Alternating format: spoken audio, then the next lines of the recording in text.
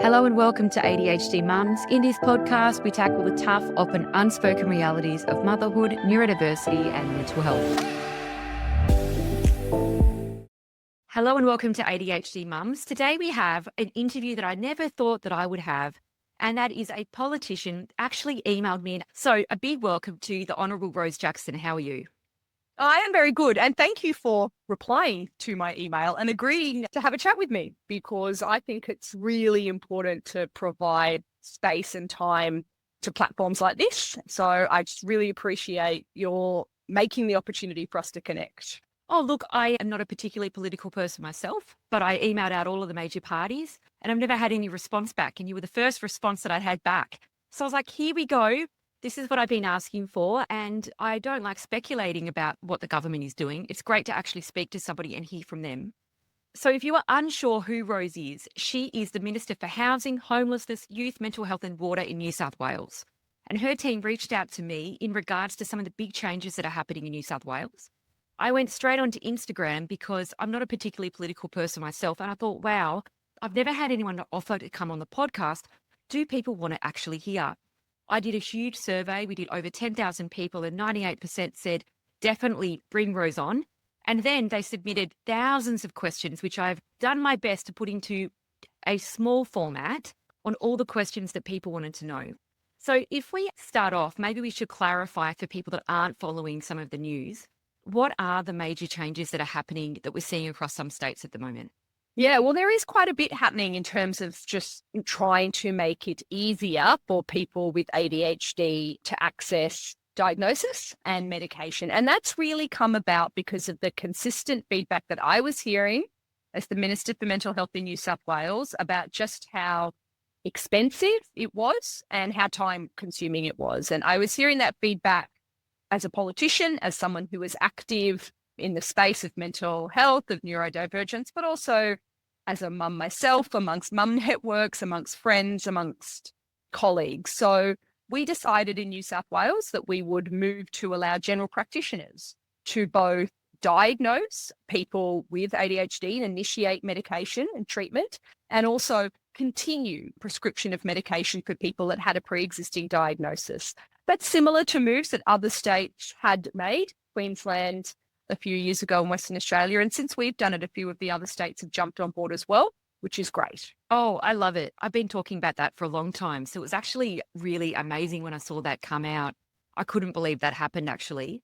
I do want to say it's really credit to people like you and advocates like you that have been raising these issues for a long time. And I guess I'm sorry that sometimes it takes a long time to get politicians to listen, but really these things don't just happen. These changes happen because dedicated people such as yourself build platforms and profile issues, and people who've been out there talking about just how hard it is and how expensive it is and how time consuming it is for a long, long time. So thank you to you for raising these issues and continuing to raise them until we finally listened.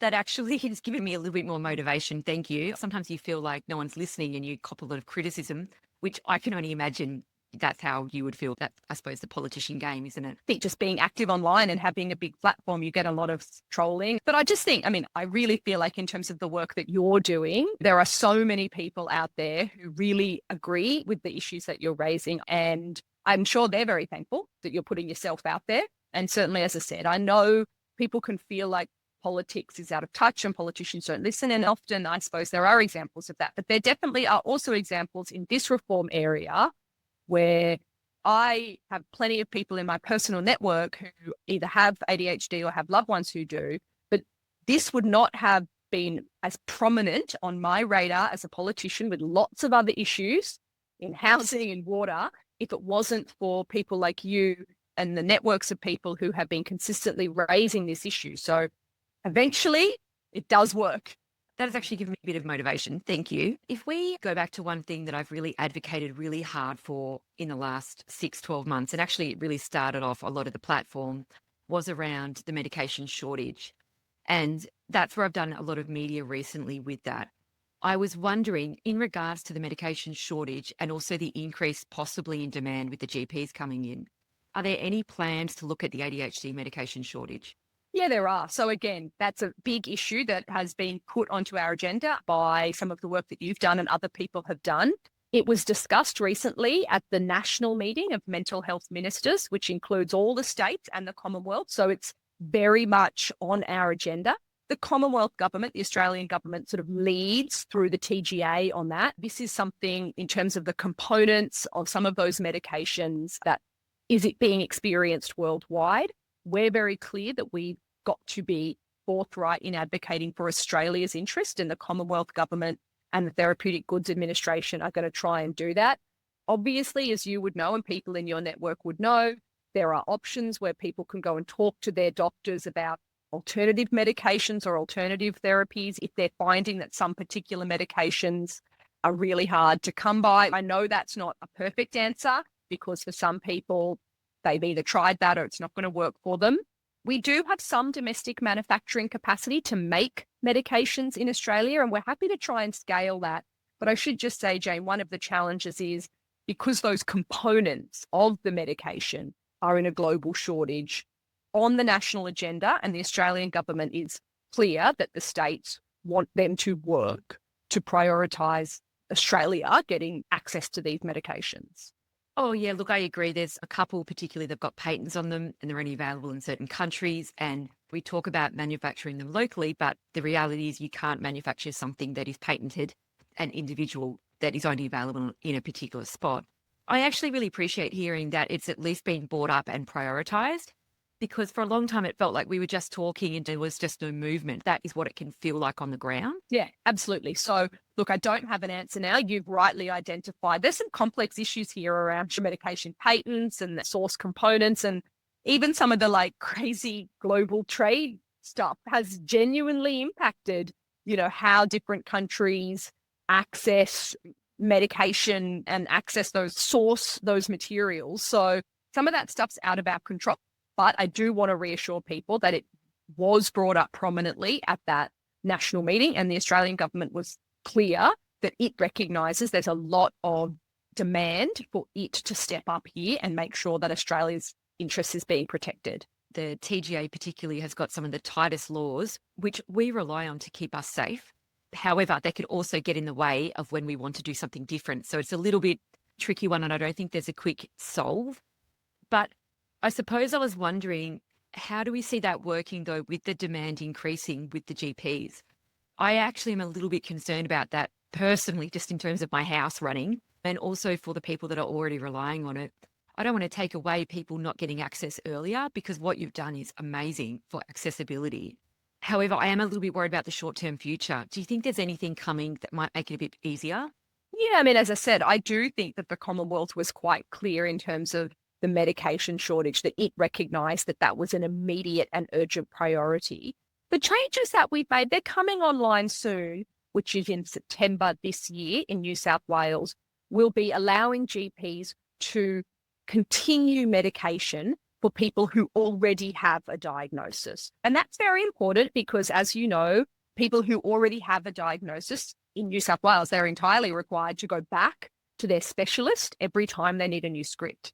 That's a lot of time and a lot of money. So that won't necessarily increase overall demand. These are only people who have a pre-existing diagnosis, although very important to me that they can continue to access medication easily and affordably. It is true that by the end of the year, in New South Wales at least, we will have new pathways for general practitioners to initiate medication and to diagnose new patients. So that may potentially put some pressure on as, people use that pathway. But I'm hoping that by that time, by the end of the year, with that space that's created, we can work with the Commonwealth to make sure that people are currently undiagnosed, dealing with their symptoms in a way that's untreated, unmedicated. We want them to have that support.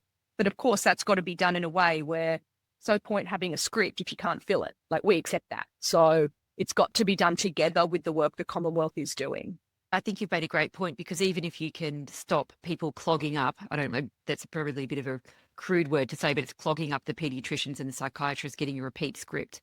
That is going to at least let those people see other people with other issues as well without having that repeat script, blocking somebody if they have more of a manic psychosis episode and they can't get in. So I think that's still an important step in terms of mental health overall as well. We made some of those changes, as you're right, Jane, because we want pediatricians and psychiatrists to be seeing the most complex cases, and Oh, for a lot of absolutely. people that they don't need that level of support. They're well managed, they're on medication. A general practitioner can play that role for them.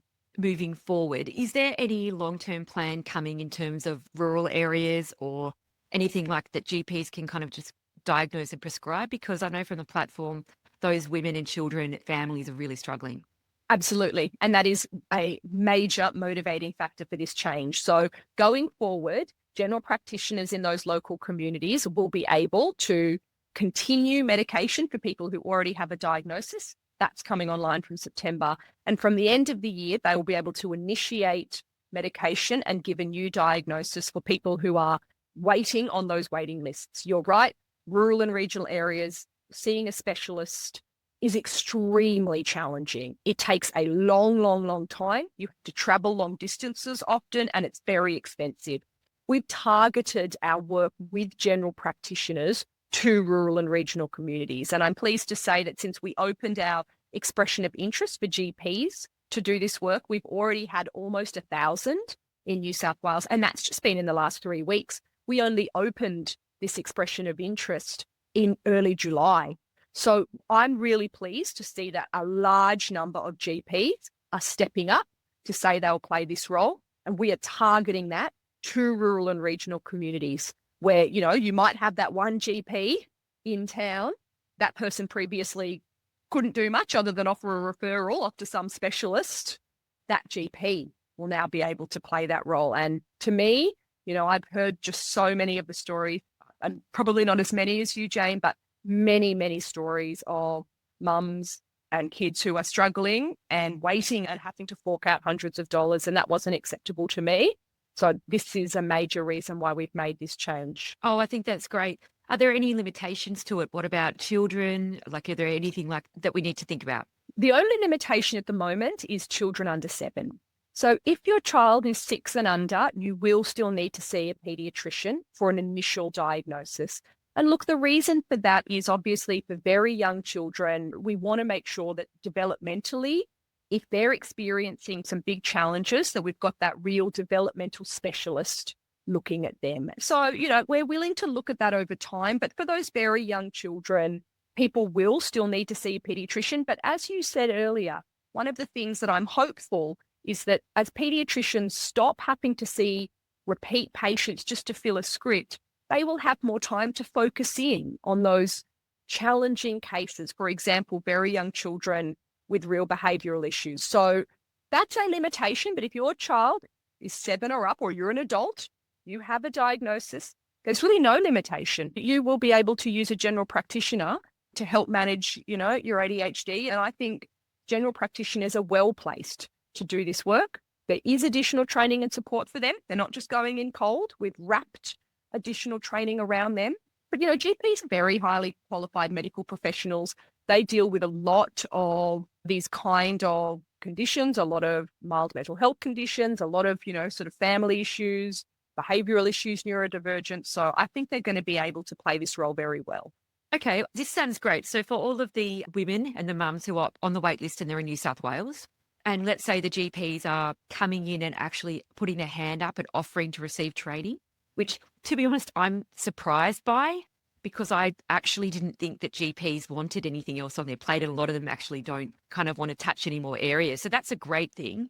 How could a mum get their hands on or find a number or a place to go to get access to these GPs? Yeah, look, I actually agree with you. I was unsure about the take up as well, Jane, and we had made provisions to really promote and encourage GPs to participate. But I've been so pleased at their willingness and enthusiasm to do this work. I think it's because they recognise it's really going to help the families that they care for. So really pleasing to see that a lot of them have put their hand up. If you're on a waiting list now, I'd say stay on it. I mean, you've probably been on it for a while. Don't pull yourself off yet. What you need to do is talk to your local GP and say, I understand that this is a pathway that is being made available in New South Wales. Me and my family would really love to take advantage of this. Have you put your hand up in the EOI. Are you doing the training? That would be something that's really valuable for us. Obviously, you can then assess if they have, fantastic, over the next few months. They'll be able to play that role for you. If they haven't, encourage them to do that. Say, for me and my family, we'd love to be able to see you for this care. If they're just really not interested, well, look, you could look at other GPs in your area. Again, I recognize that for some rural and regional women, that might be hard, but perhaps the next town over, the GP is a bit more willing. But you should feel free to talk to your GP. Say, we know you, we trust you.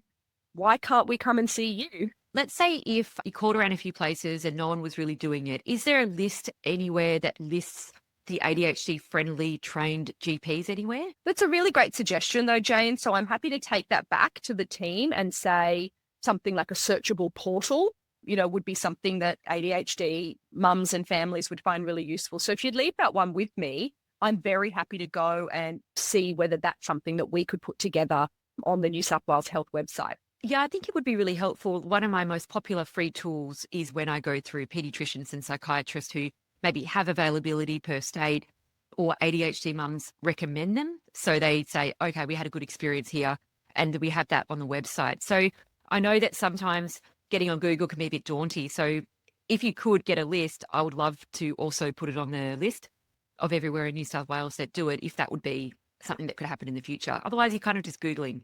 Absolutely. I think it's a great suggestion. As I said, I think in the first instance, people should just talk to their local GP. And if we had a really easy resource that helped people navigate, that I think would be very useful. So very happy to take that on. I'm very, very passionate about the NDIS. I'm very well known for my NDIS advocacy, and a lot of people love my dark humour rants that I do around the NDIS. And I had a lot of NDIS questions ready to go. But from what I understand, that's a federal issue and that's not a state anything that you can answer.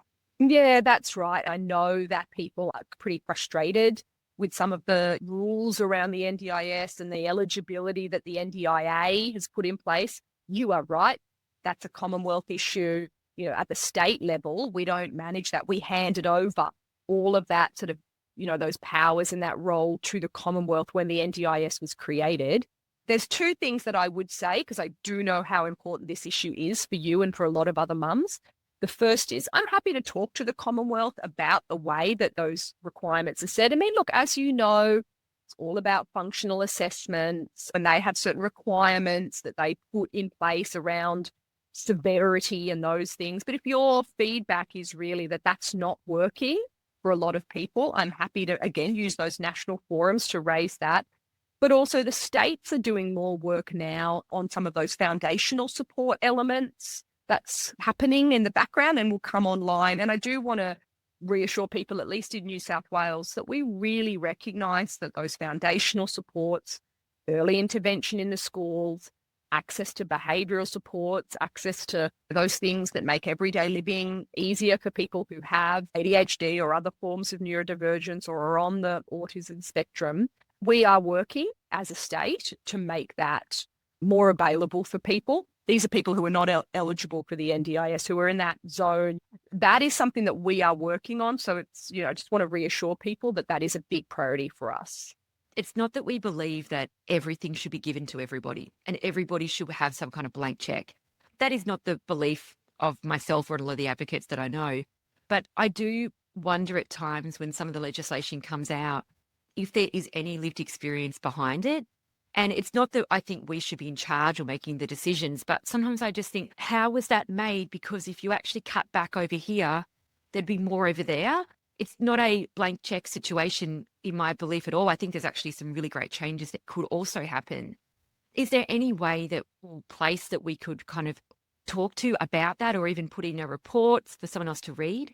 I think it's important to recognise that point around the system does need to be sustainable. As you say, it can't just be blank checks, anyone gets anything that they want, and that's why those eligibility requirements around the severity and then the level of functional impairment are put in place. So I think it's good if that's accepted. But I also recognise your point. As the Minister for Mental Health in New South Wales, I just think the voice of lived experience across this area is just critical, whether it's, mental illness or neurodivergence or whatever.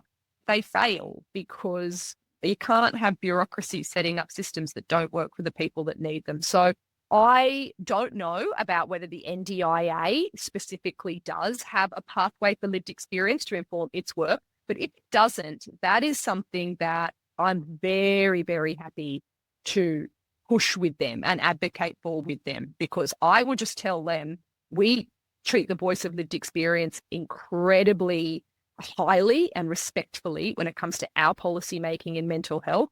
And it has made a world of difference in terms of the way that care is delivered. So that's something that they're not doing. I think that's a real oversight, and I'd be happy to talk to them about at least including that as part of their decision-making framework. Oh, I appreciate you saying that. I always say to people, it's not that there's the belief from the advocates, and I'm very good friends with a lot of people who are very similar. And we talk all the time about, well, if they actually cut back something over here, it would be so much more valuable for the child or the adult over here. So sometimes I look at it and think, oh, I just wish that money could have been used slightly differently. But I appreciate you saying that. I'm going to keep advocating because, we have seen changes from that. And I might follow up with you and see if there's any way we can do that another time. Yeah, absolutely. Absolutely. I'm happy to put you in contact with some of my colleagues. So I know, for example, the new Minister for the NDIS supporting Mark Butler is Senator Jenny McAllister from New South Wales. And, I know Jenny, and she's an excellent woman, a mum herself. I'm sure that her team would be very willing to connect with you just to hear that feedback around. But yeah, I think that point you make around how those resources are allocated to have maximum impact and listening to lived experience in those decisions is, as I said, very important. And recently, just as another example, the National Productivity Commission did a whole big, extensive piece of work about some of the national mental health agreements that we have. What was one of its core findings? Listen to lived experience. I mean, it's just coming up again and again and again. And I think that really reinforces the observation that you've made. And I'd be happy to help make that connection so that you can talk to the Commonwealth about your perspectives. What about compounded ADHD meds? Now, this has been a really tricky one because a lot of women online will say, just go to a compounding. You can get it easily there. But then there's this PBS question. How does that work? Again, that's Commonwealth legislation. I don't say these things, Jane, to kind of try and avoid my own responsibility. But the reality is the NDIS, Therapeutic Goods Administration, the Pharmaceutical Benefit Scheme, they are Commonwealth schemes. So we're not able in New South Wales or at the state level to make changes, to the PBS or how that works without agreement from the Commonwealth. So again, I'm happy to raise that with them. I mean, it goes back to that point you made earlier about, they're trying to get that balance right between safety, making sure that people are receiving the right dosages of medication and the right mix. But yeah, sometimes those risk assessments or risk levels can be set at the wrong place and you end up having barriers to access. That's what was happening with diagnosis and ongoing prescription. That's why it was only specialists. There was this sense of, we have to be so careful here. Only specialists can do this. That's nonsense. Actually, general practitioners can do this. They're highly qualified medical experts. So I'm very conscious of that issue of getting those settings wrong and being willing to change them. That's what we've done in New South Wales. But those Commonwealth things like the PBS, we'll have to just keep talking to them about whether they're willing to revise some of their settings. Okay, and we've talked a lot about New South Wales, obviously, because that's your area. I have noticed that South Australia looks like they followed suit, and also Western Australia. For women that are listening there in other states, can we see change coming across the states? Do you think that will happen? Yeah, I think we can. So you're right. If you're listening in WA and South Australia, there are definitely changes that are being made in your states, very similar to what New South Wales is doing. So you should see that, over coming months too, and you can talk to your local state member of parliament about those timeframes. Queensland had a bit of a system for a while where GPs can play a role, and I think Victoria is looking at it. And so what I would say to mums in other states who are unsure what's happening in their state or want to see things change and improve, contact your local state member of parliament, contact your Minister for Health or Minister for Mental Health, and make your voice heard. I know sometimes you feel like, you make a phone call or you send an email and no one responds or you don't feel heard. I just really want to say as a member of parliament, Those things do add up. They do. And particularly if you can get a group of mums together in your state and go as a delegation, you're more powerful than you think. It saddens me that sometimes people feel powerless in our political system. I want them to know that we do listen. And so if you're in a state which hasn't yet adopted some of the changes that you want to see, or there's other things that you want improved, use your voice, use your power. I think sometimes it takes a little bit of time, but you can have a real impact. What about, and I know that again, this might be out of scope, but this is just a question that just was probably the most asked. And so I'd be remiss of me not to ask it regardless. Is there anything coming or in the works to help schools and teachers support children who are undiagnosed or unregulated, or they don't have their medication available? Is there anything coming to look for some improvements in that? Yeah, absolutely. And, don't apologize about asking questions in a broad range of areas, because I really recognize there's a lot of intersections here between health and education and the Commonwealth and the state. So I don't mind at all. Yes, is the answer to your question. So again, in New South Wales, we're rolling out wellbeing nurses in our public schools. As the name describes, they are specifically around student wellbeing, and the issues that you raised around getting children diagnosed, supporting them on their medication and treatment journey. It's the literal job of those wellbeing nurses. That's what they are all about. So that's one thing that we're doing. We're also just providing more funding for schools to be flexible in terms of meeting the needs of their student community. Again, this is something that I've heard a lot of feedback on, say a very rural or regional school, a school in an affluent suburb, a school in an area with a lot of disadvantage. They need flexibility in terms of, say, maybe they have a high number of students with an ADHD diagnosis, and it's just about supporting the teachers with medication and behavioural interventions. Maybe a particular school has a high number of students with behavioural issues who are not diagnosed and are not receiving treatment. And so for them, their priority is different. In New South Wales, we're resourcing schools flexibly to make those local decisions. The other thing that we have done, again, this came out of the recent national meeting of all the mental health ministers. This issue of these kind of ADHD impacts in our school was raised, and every jurisdiction was required to go back and have a joint meeting of health and mental health ministers and education ministers to discuss this. We'd actually already started that in New South Wales, but we're going to be doing more of that. It's linked to that foundational supports issue that I raised. The state stepping up, trying to do more there. But I can completely understand why this was raised again and again and again by your listeners. It's been raised many times with me too. And it's really on our radar because, again, the whole reason we wanted to make these changes in New South Wales was get a diagnosis early, get a treatment plan early so that, we can have the best lives for our kids, because we know that if they're supported at school, they have the right treatment, we recognise that. I completely agree. I think that will be great. Is there any changes coming to education of teachers or anything like that we can look forward to? Look, I'm not sure whether that's a national priority. I can talk to the Education Minister. In New South Wales, yes, we have a lot of specific professional development courses specifically for ADHD, neurodivergence, behavioural issues that we are providing to our teachers. So that's above and beyond the very general stuff that they get in the university degree, and they get a bit of that.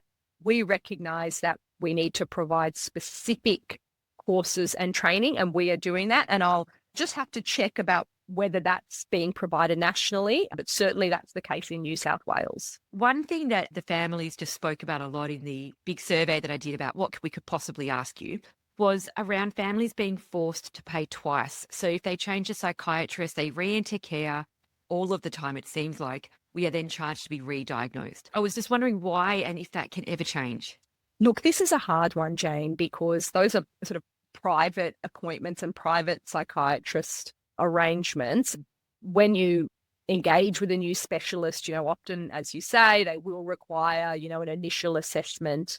Certainly the states can't make laws that not allowed. If something like that were to be the law, that would be done federally. But these are often private, as I said, like private arrangements. One of the reasons why we have made the change to allow general practitioners to do this is to try and avoid that for people. My vision for the future is that People will only be required to see a psychiatrist or a pediatrician or a specialist if they have very complex needs. Some people will.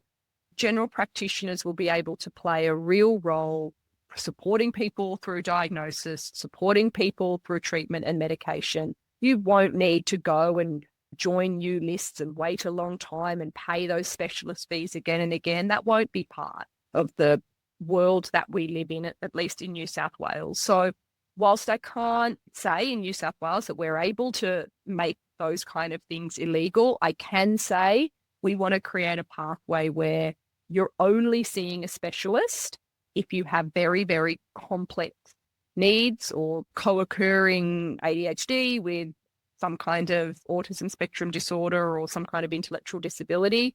But for the vast majority of people, that's not something that they need to fork out money for or wait a long time for, because they're able to get that care through their family doctor. So if you go, I don't really want to see this telehealth psychiatrist anymore, I actually want to see someone in person, you have to pay like $2,000, for example, for a reassessment. And I actually thought that was something to do with the government and the way that that was working. But so I'm actually wondering whether that might be private companies saying that, and that may not actually be true.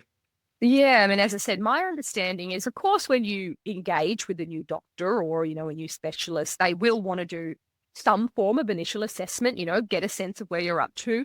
Although I completely recognize the point where, we are able to do transfer of care between specialists, between doctors. That's something that obviously happens as people move or doctors retire, that doesn't really require a full assessment of someone, the cost of thousands of dollars. But yeah, the charges that are done, by private specialists are something that the government doesn't set those amounts. We don't determine that.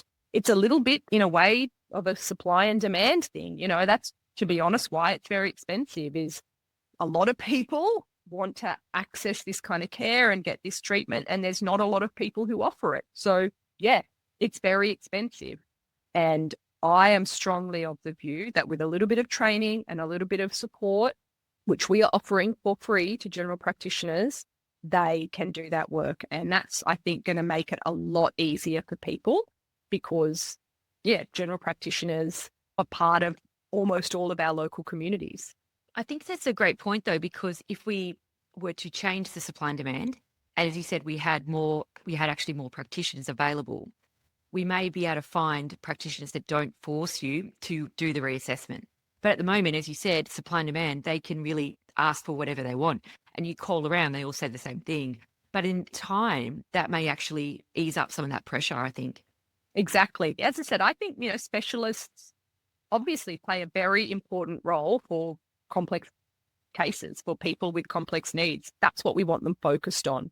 In my view, seeing people had a diagnosis, being, on stable medication, being treated fine, just, for repeat script. That's completely, it's a waste of everyone's time, to be honest. And I think breaking that link, changing those supply and demand dynamics a little bit is going to be really good, obviously, for mums and families. And that's really what I care about. I would also say it's going to be good for doctors too, because I imagine specialists, when you do that level of care, you really want to get into those challenging, complex cases. That's what motivates you. So I think hopefully everyone will see that this is a sensible step. Is there anything that you wanted to add that you haven't mentioned or anything before we finish up?